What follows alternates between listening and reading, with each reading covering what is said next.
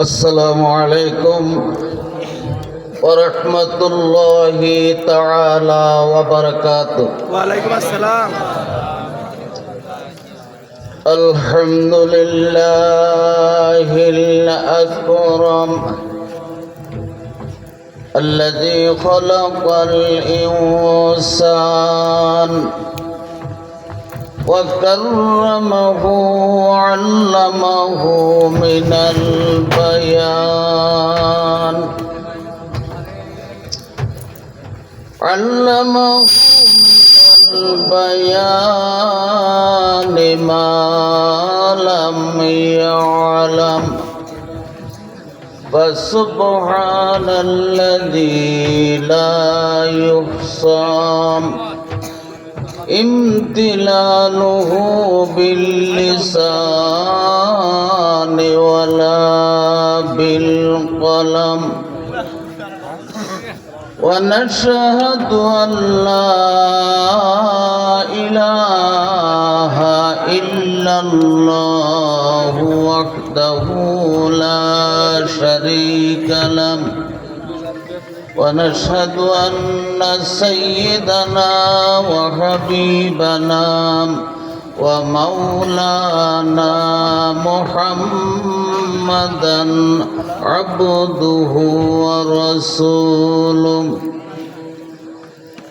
الذي أرسله بالحق بشيرا ونذيرا وداعيا إلى الله بإذنه وسراجا منيرا أما بعد فقد قال الله تعالى في كلامه المجيد في شان حبيبه إن الله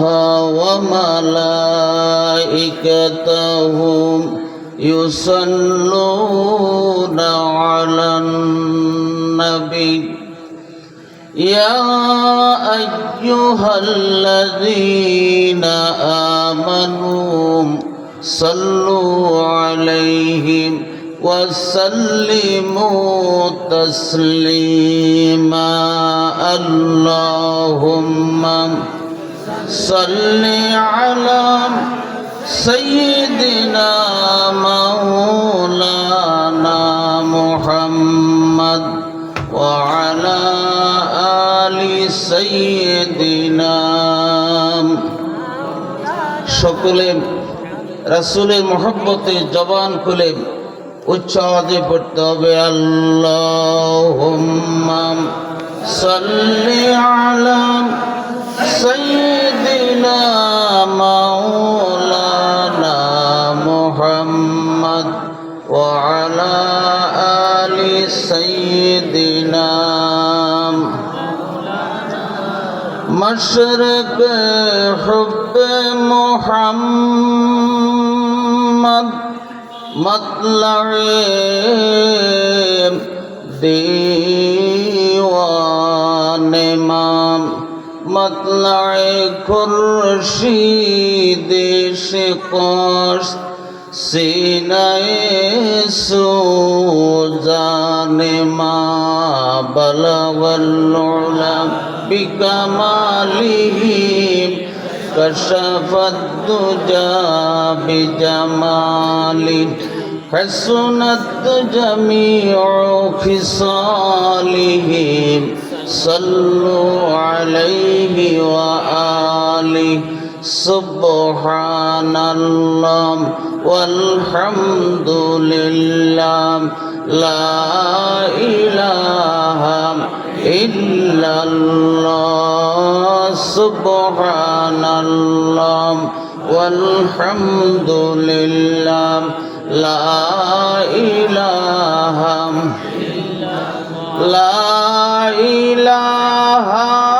إلا الله لا إله إلا الله سبحان ইল্লাল্লাহ ওয়ালহামদুলিল্লাহ লা ইলাহা লা ইলাহা ইল্লাল্লাহু মুহাম্মাদুর রাসূলুল্লাহ। সকলে বলুন সাল্লাল্লাহু আলাইহি ওয়াসাল্লাম। বসুয়া তালতলা দারুল উলুম নুরানি মাদ্রাসার উদ্যোগে আয়োজিত তাফসিরুল কোরআন মাহফিলের সম্মানিত সভাপতি জনাব মুফতি মুহাম্মদ মহিউদ্দিন সাহেব, আজকের মাহফিলের প্রধান আকর্ষণ আন্তর্জাতিক খ্যাতিসম্পন্ন মুফাসসিরে কোরআন হযরতুল আল্লাম হযরত মাওলানা মনিরুল ইসলাম মজুমদার সাহেব। আজকের মাহফিলের বিশেষ আকর্ষণ হযরত মাওলানা মামুনুর রশিদ আল কাফি সাহেব। আজকের মাহফিলের প্রধান অতিথি জনাব হামিদুর রহমান সোহাগ সাহেব। আর উপস্থিত রয়েছেন বিশেষ অতিথিবৃন্দ। আমার সামনে উপবিষ্ট আমার শ্রদ্ধা ভাজন মুরব্বিয়ানগণ, যুবক ভাইরাম, পর্দার অন্তরালে অবস্থানরত মা বোনেরাম, আমরা শুকরিয়া আদায় করে নেই আমাদের মনিব, আমাদের মাবুদ, যিনি আমাদেরকে সুস্থতা নামক নেয়ামত দিয়ে দুনিয়ার সমস্ত ঝামেলা উপেক্ষা করে আল্লাহ এবং তার রাসূলের মহব্বতে, কোরআনুল হাকিমের মহব্বতে এই জান্নাতের বাগানের শামিয়ানার নিচে জান্নাতি পরিবেশে অসংখ্য মানুষের ভিতর থেকে আমাদেরকে, যাদেরকে আসার সুযোগ করে দিয়েছেন, তৌফিক দিয়েছেন, সেই মনিব মাহবুদের দরবারে মনের সবটুকুন আবেগ, মহব্বত, আন্তরিকতা উজাড় করে চিৎকার দিয়ে বজ্র কণ্ঠে বলি আলহামদুলিল্লাহ। আমরা সমস্বরে একসাথে মহাগ্রন্থ কোরআনুল হাকিম থেকে আমরা তেলাওয়াত করব। সবাই রাজি আছেন? আমার সাথে পড়ুন আউযু বিল্লাহি মিনাশ শাইতানির রাজিম। বিসমিল্লাহির রাহমানির রাহিম। ওয়ামান আ'রাদা আন যিকরি ফাইন্না লাহু মাঈশাতান দানকা ওয়া নাহশুরুহু ইয়াওমাল কিয়ামাতি আ'মা। সাদাকাল্লাহুল আযীম ওয়া সাদাকা রাসূলুহুন নবিয়্যুল কারীম। সম্মানিত উপস্থিতি, স্বল্প সময়ের মধ্যে আমি আমার আলোচনা শেষ করতেই হবে, যেহেতু আজকের মাহফিলের রওনাক বক্স মেহমান, প্রধান আকর্ষণ তাশরীফ এনেছেন, বলি আলহামদুলিল্লাহ। আমি আপনাদেরকে নিয়ে কোরআনুল হাকিম থেকে একটা আয়াতের কিয়দাংশ তেলাওয়াত করেছি। আমরা জানি এই কোরআনুল কারীম কালামুল্লাহ, আল্লাহ সুবহানাহু ওয়া তাআলার অসংখ্য অগণিত বক্তব্য, বাণীর সমষ্টি। ঠিক কিনা বলেন? এই কোরআনুল কারীম এটা হলো জ্ঞান বিজ্ঞানের মহাসাগর। Quran is the ocean, knowledge and science. জ্ঞান বিজ্ঞানের এক মহাসাগর হলো এই কোরআনুল কারীম। এই কোরআনুল কারীম হলো জ্ঞান কোষ, নলেজ সেল और নলেজ স্টোর। এই কোরআনুল কারীম হলো বিশ্বকোষ, এনসাইক্লোপিডিয়া। এই কোরআনুল কারীমের মতো এত নির্ভুল কিতাব আর কোথাও কি আছে? কি বলেন, আছে নাকি?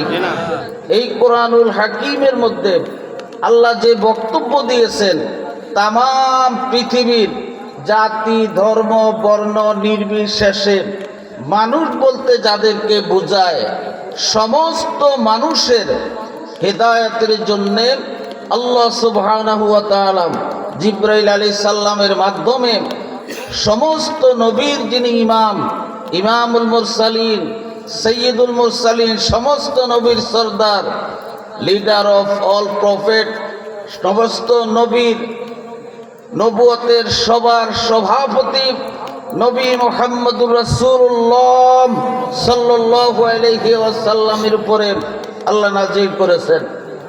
রাসূল পাক সাল্লাল্লাহু আলাইহি ওয়াসাল্লামের চরিত্রই ছিল এই কোরআন, খুলুকুহু আল কোরআন, ঠিক কিনা বলুন?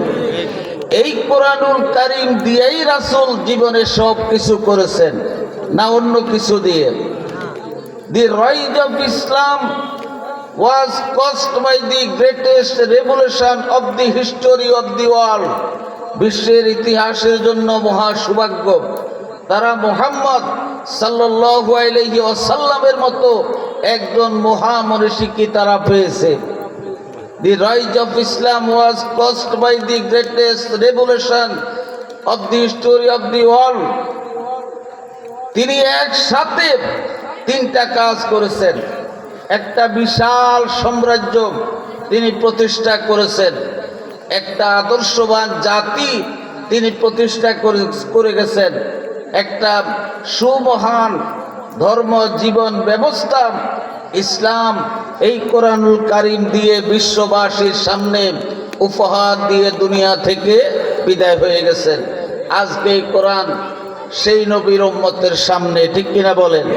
আচ্ছা বলুন তো, আমরা কি বুকে হাত দিয়ে বলতে পারবো যে আল্লাহ রাব্বুল আলামিন এই কোরআনুল কারীম নাজিল করেছেন, আমরা দুনিয়ার জীবনে কোন কাজ কিভাবে কোন পদ্ধতিতে করব, এই হিসাবে আমরা দুনিয়ার সব কাজ এই কোরআন দিয়ে করছি, এ কথা আমরা মুসলমানেরা নবীর উম্মতেরা বলতে পারবো?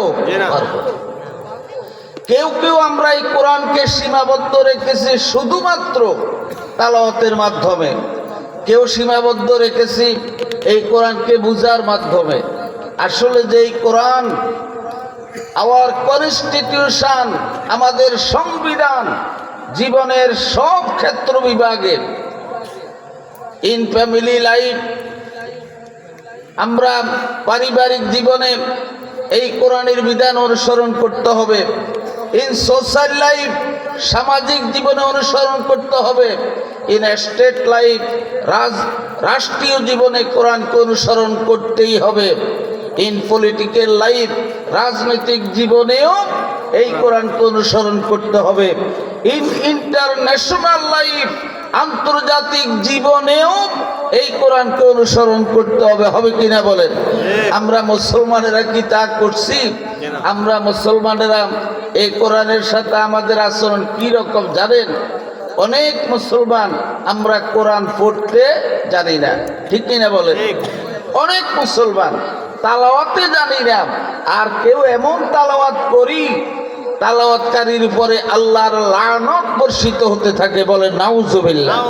রাসূল বলেছেন, রুব্বা ক্বারি ইয়াকরাউল কোরআন ওয়াল কোরআনু ইয়ালআনুহু, এমন এমন কোরআন তালাওয়াতকারী আছে যারা সওয়াবের নিয়তে কোরআন তালাওয়াত করে, অশুদ্ধ তালাওয়াতের কারণে আল্লাহর কোরআন তাদেরকে লানত দেয়, বলি নাউজুবিল্লাহ। নাউজুবিল্লাহ, সওয়াব তো দূরের কথা, যদি আল্লাহ লানত বর্ষণ করে কি অবস্থা হবে?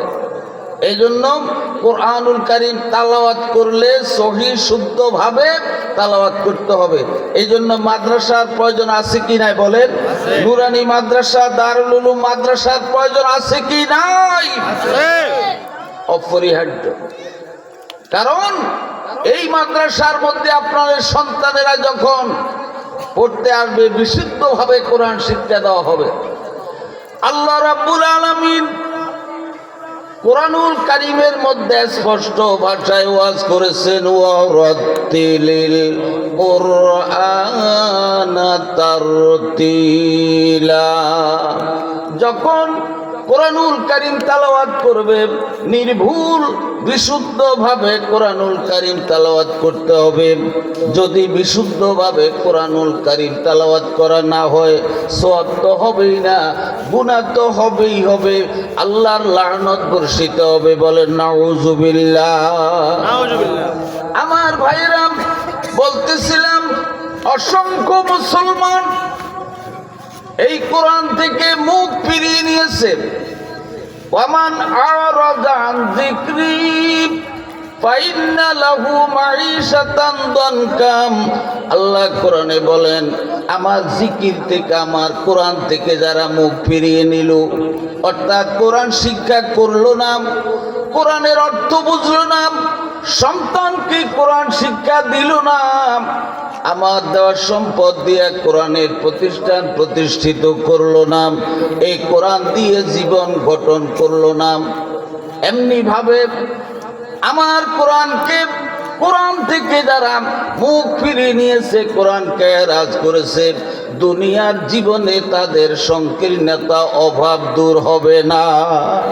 10 কোটি টাকার মালিকও যদি হয়, এরপরও তার মন পেট ভরবে না, শুধু আরো চাইবে অজাগরের মতো। অর্থাৎ তার মনে শান্তি থাকবে না, মনের সংকীর্ণতা যাবে না। ফাইন্না লাহু মাঈশাতান দানকাম, তার জীবনে যাবে অভাবে, মনের অশান্তি, সংকীর্ণতায়। শুধু তাই নয়, আরো মারাত্মক কথা আল্লাহ বলেছেন, ওয়া নাহশুরুহু ইয়াউমাল কিয়ামাতে আ'মা। আমি আল্লাহ তাদেরকে অন্ধ করে হাসরের ময়দানে উঠাবো। বলেন নাউযুবিল্লাহ, নাউযুবিল্লাহ। আল্লাহ যদি অন্ধ করে হাসরের ময়দানে উঠান, উপায় আছে আমাদের? কেন উঠাবেন? যারা কোরআনকে এরাজ করবে, কোরআন থেকে যারা মুখ ফিরিয়ে নিবে, নিজে কোরআন শিখবে না, কোরআন দিয়ে জীবন গঠন করবে না, কোরআনের রাজ প্রতিষ্ঠার জন্য সংগ্রাম আন্দোলন করবে না, সন্তানকে যারা কোরআন শিক্ষা দিবে না, এমনি ভাবে কোরআনকে যারা এরাজ করবে, তাদের জীবনে সংকীর্ণতা অভাব যাবে না, মানসিকভাবে শান্তি পাবে না। হাসরের ময়দানে আল্লাহ রাব্বুল আলামিন তাদেরকে অন্ধ করে উঠাবেন। এই বিপদ থেকে আমাদেরকে বাঁচতে হলে আমাদেরকে কোরআনের দিকে ফিরে আসতে হবে। হবে কিনা বলেন? কারা কারা কোরআনের দিকে ফিরে আসবেন হাত তুলে দেখান। নারায়ে তাকবীর, আল্লাহু আকবার। হাত নামান। আল্লাহ রাব্বুল আলামিন আমাদের সম্পর্ক, আমাদের ফ্যামিলির সম্পর্ক, সমাজের সম্পর্ক, রাষ্ট্রের সম্পর্ক কোরআনের সাথে করে দেখ। সবাই বলি আমিন। আমার ভাইরাম, যে গ্রামের মধ্যে একটা কোরআনের প্রতিষ্ঠান, মাদ্রাসা প্রতিষ্ঠিত হয়, আর ওই মাদ্রাসার মধ্যে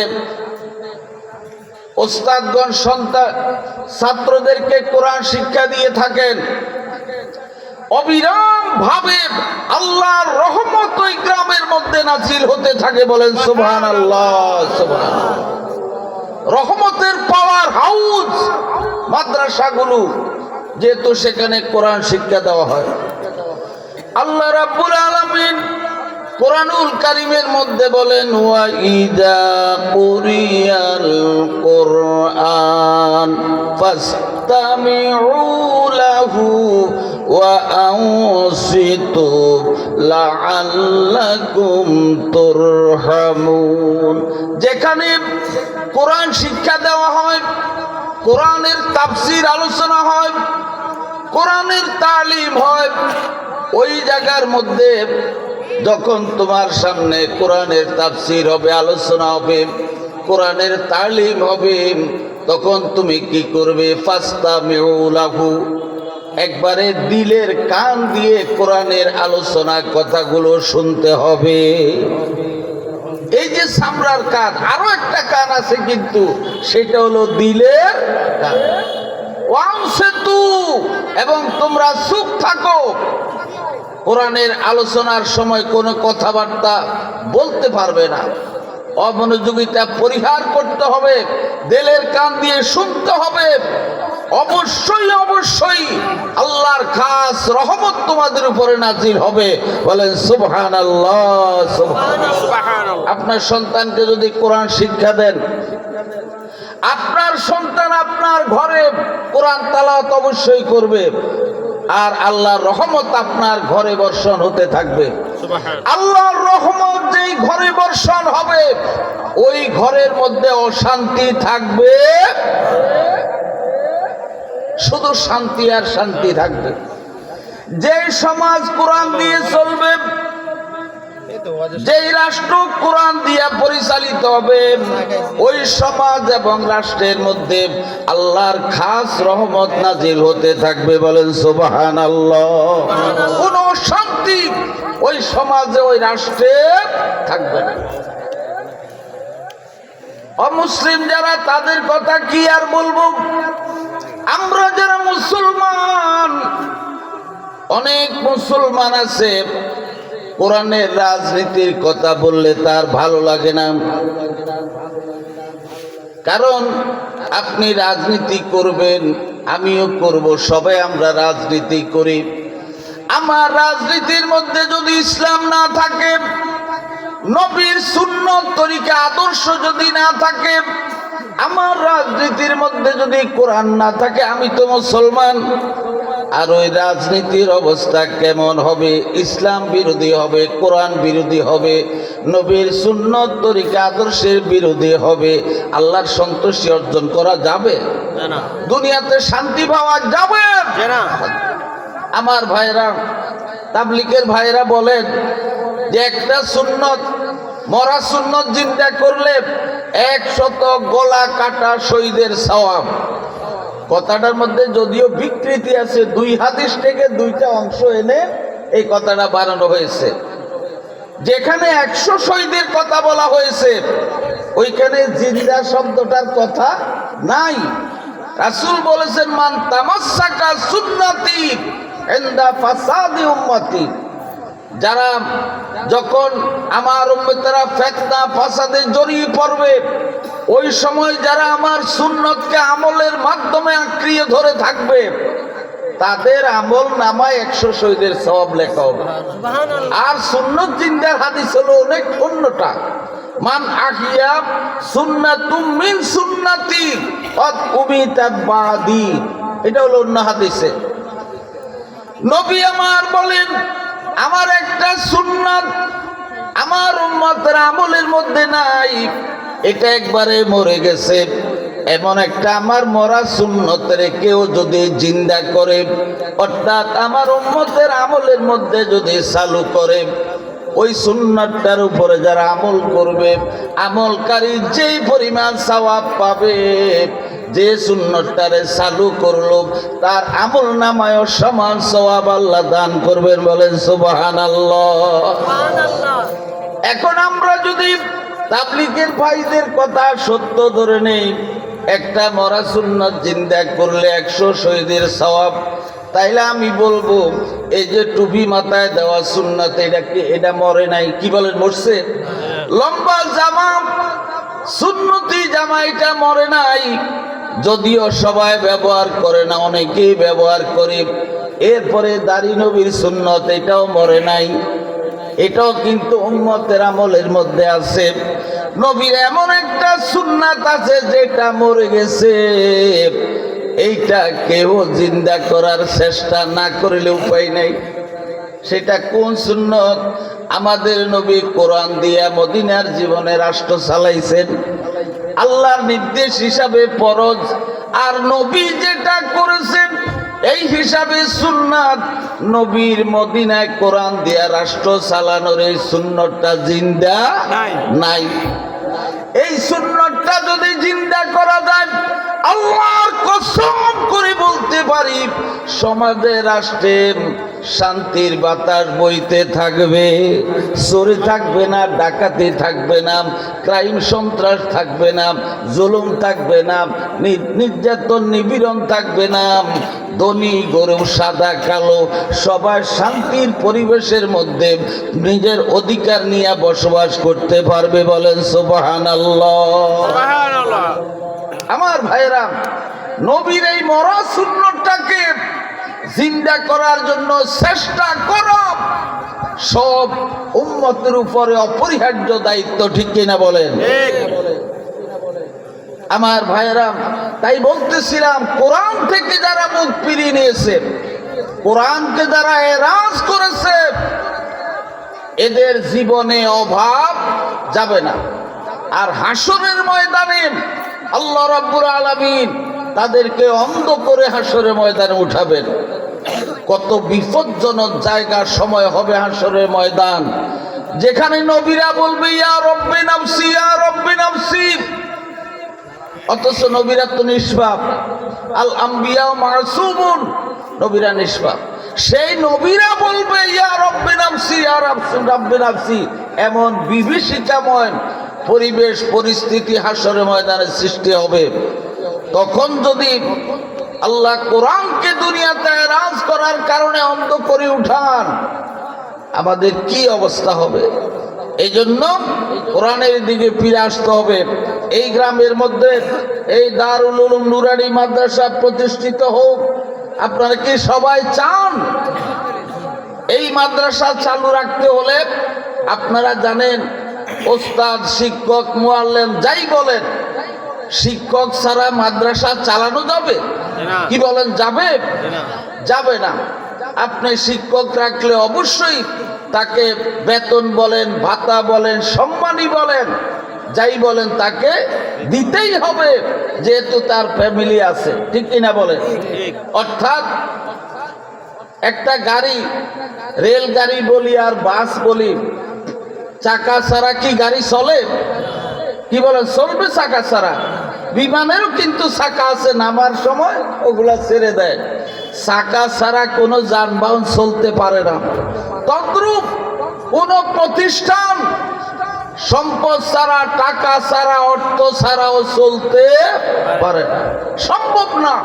এই মাদ্রাসা চালু রাখতে হলে আল্লাহ যাদেরকে সম্পদ দিয়েছেন, আপনাদের আল্লাহর দেওয়া সম্পদ থেকে কোরআনের হেফাজতের জন্য, কোরআনের শিক্ষা চালু রাখার জন্য আল্লাহর দেওয়া সম্পদ আল্লাহর কোরআনের জন্য ব্যয় করতেই হবে।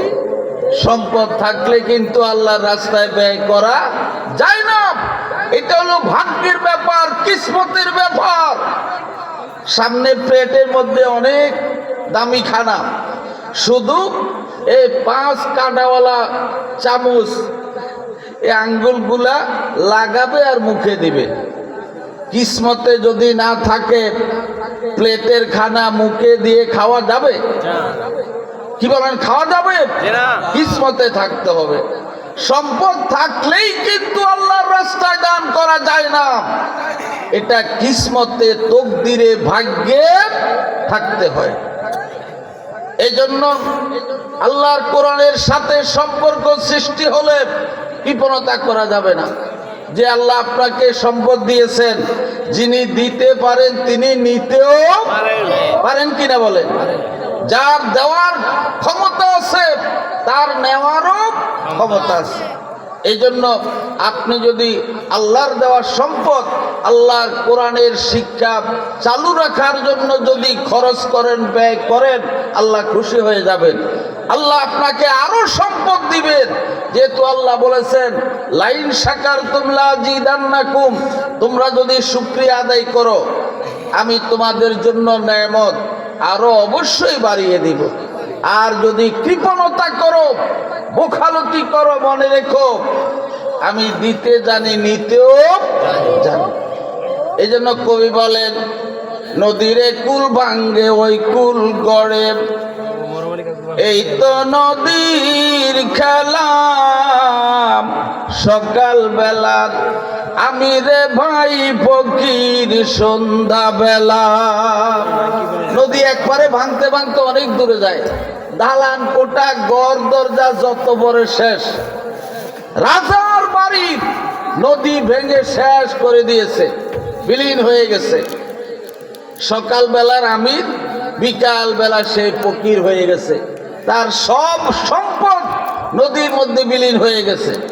আচ্ছা বলেন, আল্লাহর কি এমন ক্ষমতা আছে তিনি যদি ইচ্ছা করেন কোটি কোটি টাকার মালিক, তার সব সম্পদ ধ্বংস করে দিয়ে তার হাতে ভিক্ষার ঝুলি উঠাইয়া রাস্তায় নামাই দিতে কি আল্লাহ পারে? কি বলেন, পারে নাকি? আর যদি আল্লাহ ইচ্ছা করেন, রাস্তায় একজন ভিক্ষুক ভিক্ষার ঝুলি হাতে নিয়ে হাঁটতেছে, আল্লাহ যদি ইচ্ছা করেন এই ভিক্ষুকটাকে কোটি কোটি বিলিয়ন বিলিয়ন সম্পদের মালিক বানাই দিতে, আল্লাহ কি ইচ্ছা করলে পারেন? অবশ্যই পারেন। এই বিশ্বাস অন্তরে লালন করতে হবে। আর বোখালতি কৃপণতা পরিহার করে আল্লাহর দেওয়া সম্পদ আল্লাহর কোরআনের শিক্ষা চালু রাখা করার জন্য ব্যয় করতে হবে। বললাম না, এটা ভাগ্যের ব্যাপার। আমাদের গ্রামে এক ধনী লোক ছিল, জমিন হবে মনে হয় 40 খানি। রমজানের মধ্যে হাটে গেছে, বাজারে গেছে। রমজানের মধ্যে যারা হাটে বাজারে যায়, গরিব হোক ধনী হোক, যখন বাজার থেকে বের হয় ইফতারি নিয়ে বের হয় না, যে রাস্তায় যদি ইফতারির সময় হয়ে যায় তখন কি করব? উনি 40 কানি জমিনের মালিক, 10 টাকা 20 টাকার ইফতারি কিনেন নাই, তরকারির জন্য মূলা কিনেছেন, মনে মনে ভাবতেছেন ইফতারির সময় হলে মূলা দিয়েই ইফতার করব।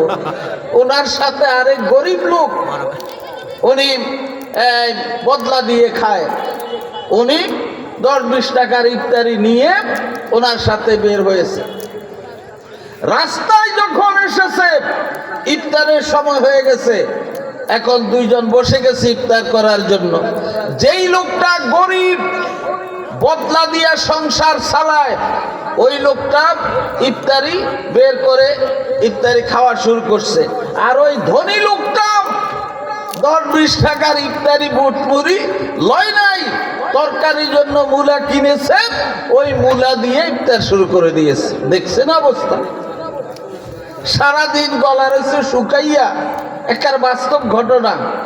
মূলা যখন সাবাইয়া গিলা শুরু করছে, স্টার্ট বন্ধ হইয়া গেছে এখানে, মূলা নিচের দিকে নামে না। এই ধরনের কৃপণতা করা কি ঠিক? মোটেই ঠিক না আমার ভাইয়েরা। এই জন্য কৃপণতা করা যাবে না। আপনি আল্লাহর কোরআনের জন্য যদি সম্পদ ব্যয় না করেন, কিসের জন্য করবেন? একটা কথা মনে রাখবেন, টাকা পয়সা কিন্তু অহরহ খরচ হতে থাকে। কি বলেন, খরচ হয় না? একটা সোজা সূত্র আছে, আপনি যদি আল্লাহর রাস্তায় সম্পদ দান না করেন, মনে করবেন সওয়াবের কাজে ভালো কাজে সম্পদ খরচ না করলে এই সম্পদ গুনার কাজে খরচ হবে। ঠিক কিনা বলেন? আপনার আমল হলো দুইটা, একটা ভালো একটা মন্দ। ভালোটা না করলে মন্দ আমল গুনার আমল করতেই হবে। যাই হোক, সম্মানিত উপস্থিতি, প্রধান মেহমান এসে গেছেন। অল্প সময়ের মধ্যে আল্লাহর কোরআনের হেফাজতের জন্যে আল্লাহ যাদেরকে সম্পদ দিয়েছেন আপনারা শরীক হবেন। আমি 10 জন লোক চাই 10,000 টাকা করে। এমন লোককে আসেন এই এলাকায় মাহফিলে? আপনার দানে